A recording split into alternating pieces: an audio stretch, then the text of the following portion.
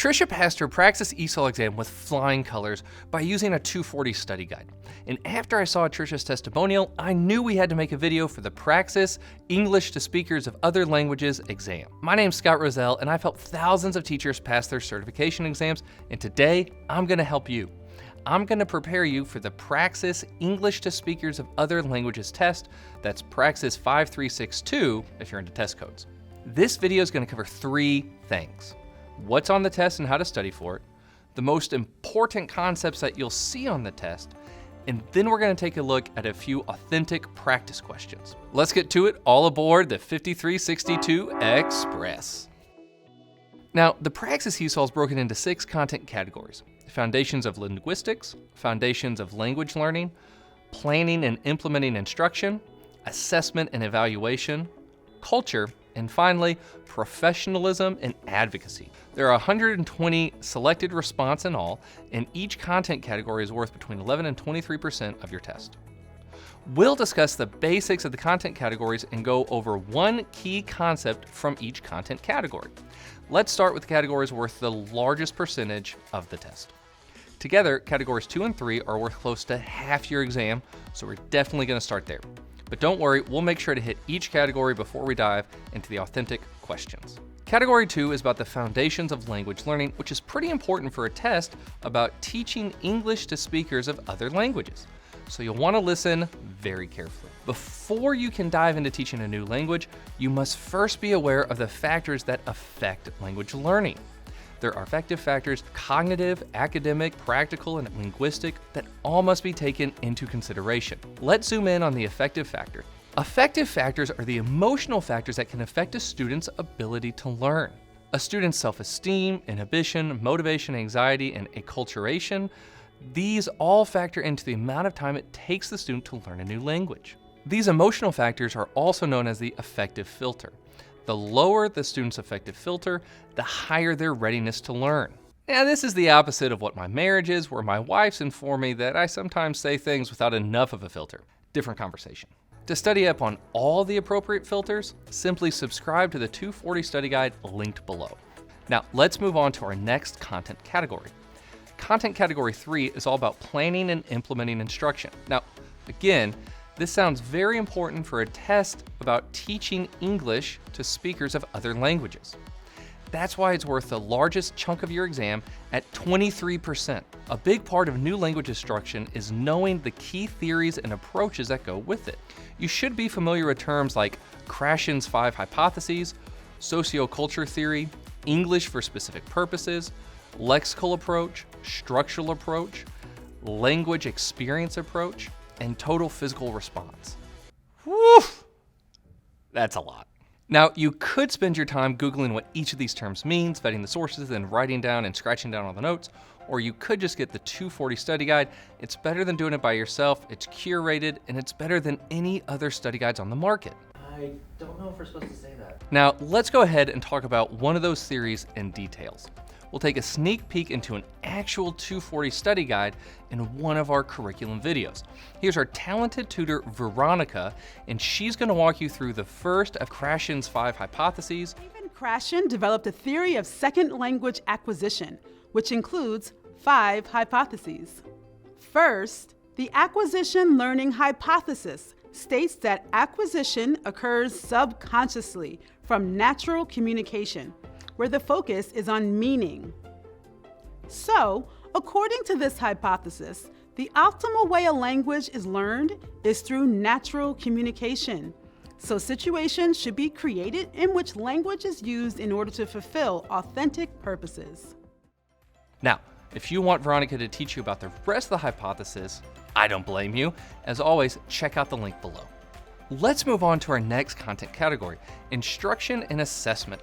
Now, this goes hand in hand, so let's move from competency 3 to competency 4. It feels like a natural progression because different types of assessments are used for different purposes. For example, a proficiency test measures a learner's overall English ability. A placement test helps categorize English language learners into groups or classes, and a performance-based test measures a learner's ability to apply knowledge and skills from an instructional unit.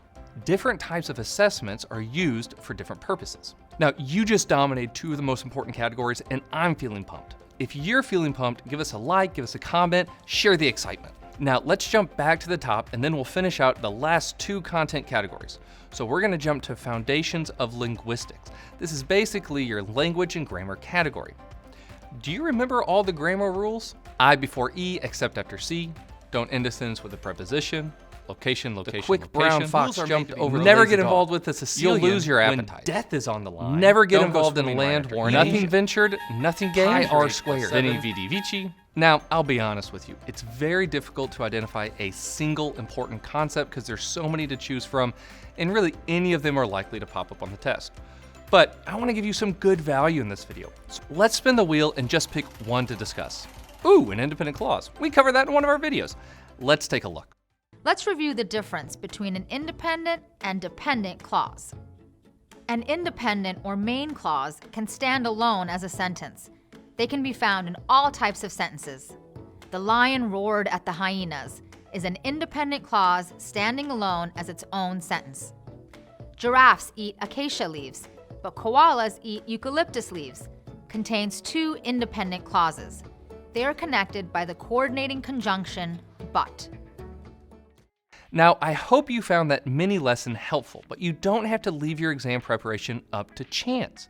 We have everything you need covered in our study guide, and we even guarantee you pass or your money back. Plus, I know you really want to see that dependent or subordinate clause column filled in. You can find it in the study guide. Now, I promised we'd finish up with our last two content categories, so here we go. Let's talk about culture. Elements of culture definitely affect language learning. It is important for ESOL teachers to be aware of cultural variations and how they may influence students' performance in the classroom. Let's go over two key terms regarding culture that you need to know for the exam. Acculturation is the adoption of aspects of a new culture while still maintaining aspects of the home culture. Assimilation is the replacement of a group or individual's home culture with the new culture. Assimilation can be the eventual outcome of the acculturation process, but not always. So in short, acculturation is taking on some of the new culture, while assimilation is changing to the new culture.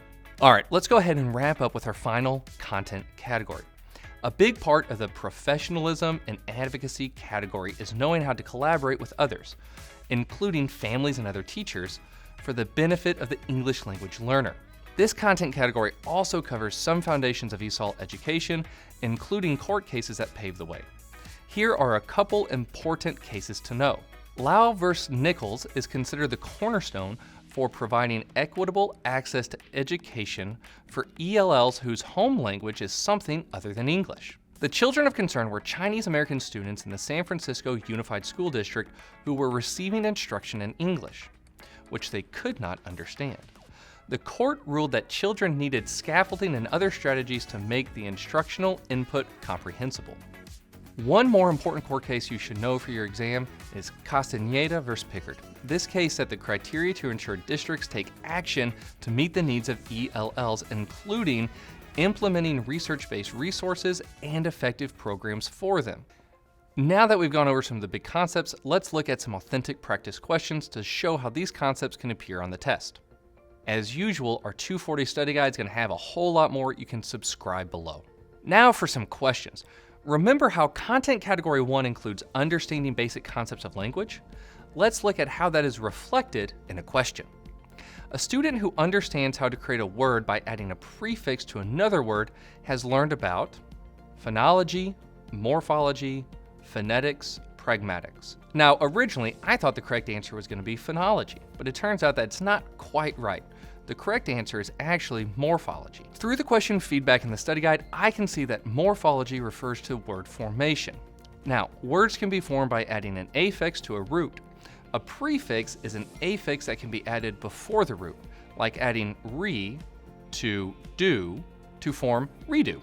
Let's look at another. This one is about the stages of second language acquisition, which is covered in the Foundations of Language Learning category. Hannah, an English learner from Germany, has been in the US for about 6 months and is in the early production stage of language acquisition. Which of the following instructional activities would be appropriate for her?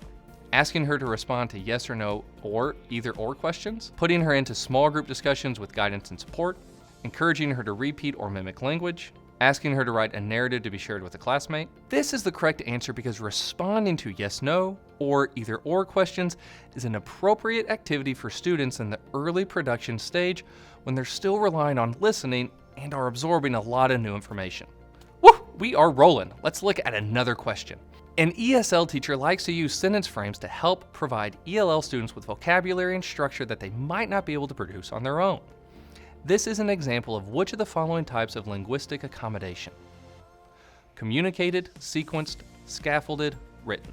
This is the correct answer choice, scaffolded. With scaffolded accommodations, ELLs receive structured support that enhances the learning of language and content. Sentence frames are just one example of instructional scaffolding. Let's try another. This is about types of ESL programs, which comes up in the implementing instruction category.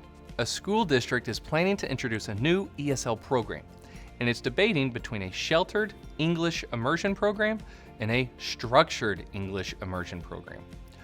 Which is true about a structured English immersion, but not sheltered English immersion? Structured English immersion programs don't provide explicit ESL instruction. Structured English immersion programs don't adapt instruction to meet the needs of students who are not proficient in English. Structured English immersion programs teach English through the content areas. Teachers in structured English immersion programs have a bilingual education or ESL teaching credential. This is the correct choice because structured programs don't provide explicit ESL instruction, while sheltered programs do. Sheltered programs have language objectives to accompany each content objective in each lesson. The other choices are true about both structured and sheltered programs. Let's throw you one more. How about collaboration? Now, we know this is important in the professionalism and advocacy category. An ESOL teacher notices that the school's ELL population has increased in the past couple of years.